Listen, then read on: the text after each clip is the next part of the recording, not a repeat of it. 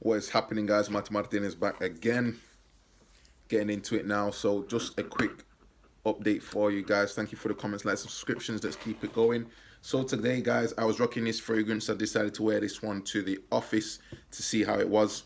Now, for those that don't know about this fragrance, and this is Givenchy Pie. Okay, now as you can see, guys, for those that know about it coming out in the 90s, it's quite a classic fragrance, but this isn't necessarily the original version. This is obviously a reformulation. For those that are interested, guys, if you can see, can't even put that necessarily up on there, it's quite faint, but you've got the information on the bottom in respect of the details. I don't know if you can see that, but guys, if you want to know about the batch code and everything else, I'm gonna put that up for you. But guys, this was purchased pretty recently. Now, for those that like vanilla fragrances, this is one to consider. There's a sprayer, and to me, guys, I mean, this is the note breakdown. So note breakdown, we get rosemary, we get, I believe it is mandarin, we do get some tonka bean, we do get some almond, some vanilla. These are the top notes. We're getting some basil, we get some tarragon. Then we get into the Lily of the Valley, we get some geranium, then we get some, I believe that is aniseed, cedarwood in the base, benzoin, and again, obviously, as I say, that tonka bean. Now, this obviously, guys, is a reformulation.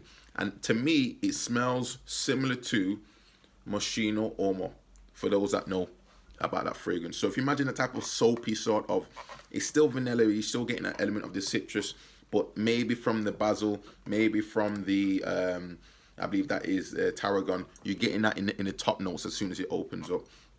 The dry down then gets slightly more into the woods. We get the tonka bean and we get that vanilla, which is like really pumping off.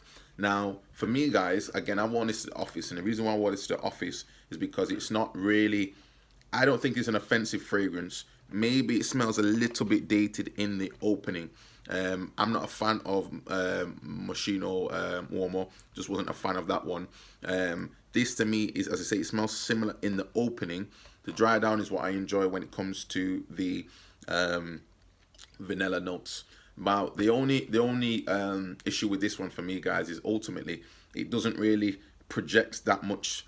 I would say as fragrances go nowadays, it's one of those things that you could spray it, but within probably after an hour, it becomes probably a skin scent with maybe some whiffs depending on what's going on of that vanilla. So if your body's moving around, you may get some smells of that vanilla moving through the day, but ultimately it's only really lasting for maybe an hour on my skin in respect of projection before it starts to dry down and becomes slightly more closer skin scent.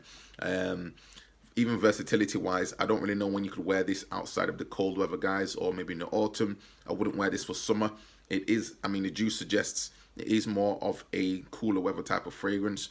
It is like a slightly warmer fragrance as well.